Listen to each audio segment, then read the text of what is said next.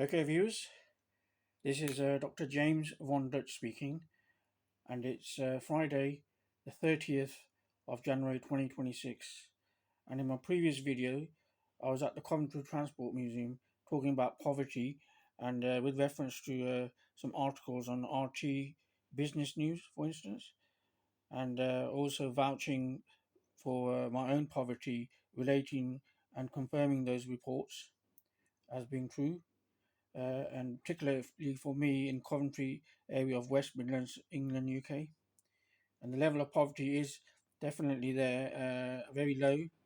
And of course, like I said in the original video, that there are up to 7 million people suffering extreme hardship in the UK, and with reduced living expenses and obviously rising cost of living affecting them.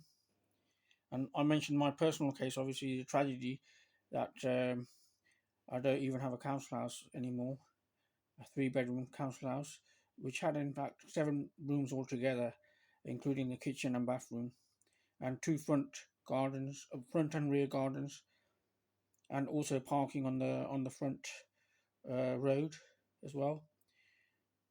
So I've lost all that, and my car, of course, my second-hand car, a Peugeot 207 SW Estate, which I took all the way to Europe many times, including Switzerland, all the way to Zurich, and places like the Netherlands, Amsterdam in particular, multiple times, many times, up to 50 times at least there, and 3 times in Switzerland. I've driven solo there, and even neighbouring countries as well. That's going through Belgium, France, Luxembourg, etc. So I do miss my car. Obviously, it's kind of a loss of independence since departing with my car. That's the feeling I'm getting right now. Um, I seem to have lost my independence, and I don't really enjoy public transport. Having to wait for buses and taxis, even it's not the same as just going and driving the car and going there yourself. The effort of doing it yourself and being in control yourself, and that's what I enjoyed, of course. And I do miss those days. So it is a loss of independence for me in particular. So I've got to mention that to my viewers. I would like to really be, a car owner at least, if not a car owner, a camper van owner. That would be even more ideal. And I have mentioned in my videos that although it wasn't really an enjoyable experience when I was rendered homeless and forced to sleep rough in my car, it wasn't as bad as being imprisoned. I've got to let my viewers know. At least I was experiencing freedom and independence, and I was able to even go to the continent for day trips, usually returning the following day, which was within affordability at that time. And obviously, times have changed. There's no way I can do that nowadays. Obviously, uh, affording a car is very bad indeed. Actually, the insurance costs in particular, and not just the rising insurance costs, maintenance costs as well. So if you add it all up together, all those factors, it is difficult. Obviously, trying to get back with a vehicle, a car, and like I did mention in my views, I have appealed to my viewers to help me out there, maybe to afford a camper van, a shaggy van. I mentioned a People's Carrier. If you can remember the original Scooby Doo cartoon series, 1969, the year I was born, in fact. And they've got those characters there. They've got Velma and Daphne, as well as Fred Jones and Shaggy Rogers in that, and Scooby Doo, the dog himself, SD, abbreviated on his collar, and they all fit in that VW People's Carrier van, and they're obviously solving mysteries and crimes, etc. When they go wherever they're going. Obviously, that's a cartoon series, but I mean, 1969, even uh, in that time of TV history, they had obviously Sesame Street as well. That was made for kids as well. That started in the same year, if you can recall, and obviously they got good characters in that. Bernie and Ert, remember that? Is it? Yeah, and Count, of course, he's my favourite character. Count, he likes to count, obviously, and Big Bird as well, and then. But the other two are they're fantastic characters in that. That's Sesame Street, of course, not to be confused with Vine Street. That's where I used to live, of course. in Coventry, England, UK, and that's the house that they seized, Coventry County Court, with their eviction orders on behalf of Citizen Housing Group. So I've lost a house, and in terms of cost of living and things, obviously I am in poverty, dire poverty, and like I said, my house has been seized, family council house, and also my car, which has been scrapped because it failed MOT, the annual MOT, and I couldn't afford to repair it, get it fixed. It was too costly. So obviously I'm in a state of poverty right now, so I could do with all the financial help that I can get. And I do put up these videos, but somehow they don't seem to reach those viewers, those generous viewers, if there are any.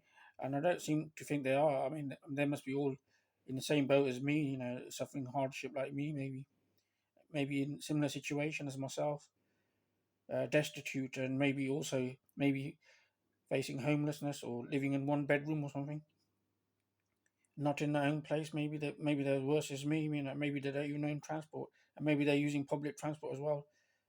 Almost like communists in it, or worse than communism actually. I mean, in those countries they still give state cars and things, and property as well. I mean, it's really bad times at the moment. I mean, I think it's worse than the winter of discontent of 1979. As the way I'm feeling right now, in my personal case, I think it's worse than that, because I've never felt poverty like this before. Even though I'm putting up videos, and I'm not rewarded at all for putting up videos, that's my effort there, my own personal effort, and making videos, almost like a blog, But I'm putting these videos up, and it doesn't seem to get that response, or it doesn't evoke a good response, a generous response where people just start paying out, or giving money to me, wherever they can. Hasn't had that impact yet, anyway. But I'm still putting up the facts there so people are aware, and use me as an example. Maybe I'm a reflection of the poverty, what's going on over in this area in the UK. My aspirations, and where's my appraisal? Of course, it doesn't exist. What are my assets? It's exactly what's going on with the country, isn't it? The level of poverty, and it's probably proportional to that. I'm suffering proportional to that, and my success doesn't seem to exist as well. I don't own the assets. I don't even have a camper van where I could really just go out to the continent if I wanted to, have a day trip or something, just roam around. I don't seem to have that freedom. So I have lost my freedom, obviously, and my independence. I'm kind of almost entrapped, as they say, that film, Entrapment. So I'm almost like that in the house, in a house band almost. If it wasn't for a few bucks that I could use just to get on the buses, maybe, and maybe get a day out or something, that's all I can do at the moment. But it is very difficult. It is future does look bleak at the moment, unless my viewers can change that for the better. And by the way, that movie's out. That I mentioned, Shelter, and obviously that's a very poignant reminder. Obviously, you need shelter. That's the primary objective. A warm place, where you could be covered from the elements. Not get blown away. Like the Three Little Pigs.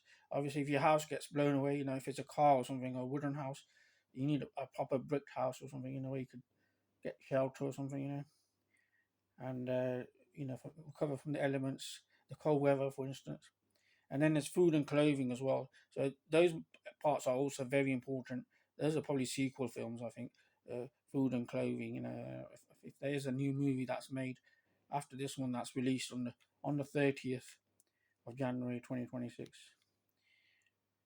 So that's in the news, and also that ceasefire in Ukraine, which is excellent news. I do encourage that, obviously, and I hope it goes on. And the hostilities end as soon as possible, of course, because they're just slaughtering each other at the moment over ridiculous things like NATO and things. Involvement in NATO. Obviously, the Soviet Empire, at the end of the day, that's what's collapsed, and that's what's causing the friction. But all these countries that seem to just trying to get into NATO, all the ex-Soviet countries, the neighbouring ones in European side, in particular, near the European side, or they're kind of in two continents. Come to think of it, they're neither in one or the other exclusively. So I think they are kind of very large countries. Even Ukraine, even when I've flown over it, and coming to the England, UK, when I've been to other places, eastwards, for instance, it is very massive. Just going over it, and the weather there is going to be bitterly cold. At least -8 Celsius today. It was in Kiev, the capital. That was so. The cold weather is probably killing more people right now than possibly the hostilities from the Russians with the military, etc., the bombings, etc. But there's still reports of drones and things going on, other activities. So it's just probably a partial ceasefire. I don't know what's going on, but it's good news that there's some sort of ceasefire anyway towards hostilities.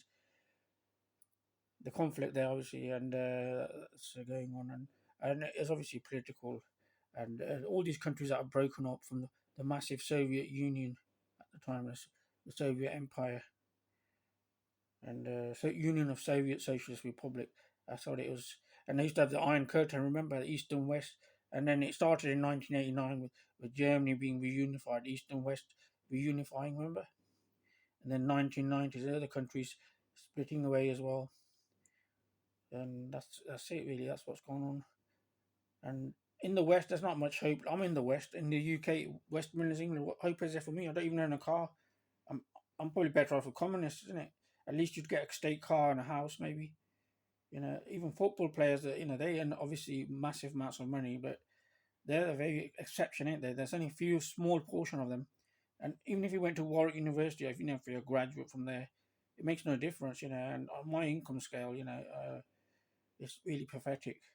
It's very depressing looking at it on that side of things, And my wages, my income the highest I've ever earned, it's just it is really really low life if you think about it. It's nothing to really be appraisal of, worthy of, and it's far from a land of opportunity for me. Obviously, everyone knows that it's been a land of hostility, envious behavior, jealousy, and people not even being generous enough to help a person out when they're in genuine need. When they've lost their house, the car, the kids, everything. Virtually everything's gone. I'm worse than a Captain Nemo now in that respect. At least he had his submarine and his men in his submarine. When he voyaged around, and saved people and other things. Endangered species as well. So I'm worse than Captain Nemo at the moment. I don't even have enough resources there. So that's the sad side of things, anyway. But I do miss my independence. Like I said, I do wish to get my own camper van if necessary. If I can get a camper van or a good estate car or something, I would enjoy that. Then I'd get my freedom back somewhat. At the moment, like I'm feeling kind of like captivated. Entrapped. That's the word, entrapment. And it's not a very good experience. Almost housebound. Like people are bedbound. All down to financial constraints, monetary value. They're like monetary value captives. End of the day. Anyway, this is Dr. James WONDUTCH speaking on Friday, 30th of January, 2026, in supported housing bedroom in Coventry City in the West Midlands, England area of UK, on the 52nd parallel north latitude. And carry on with the support and donate as much as you want, and make my day and be my guest. And that's what we are in the days. When I'm looking for women, by the way, we come from people where we're called guests to our women there, whoever attracts us. We normally have guests in their houses or places of abode. So treat me as a good guest, if you can. If there's any good looking, attractive women out there interested in me, invite me over and keep me as a guest. A permanent guest, obviously, that's the ultimate objective, but a temporary guest for the meantime, if we can get something going. That's about it then.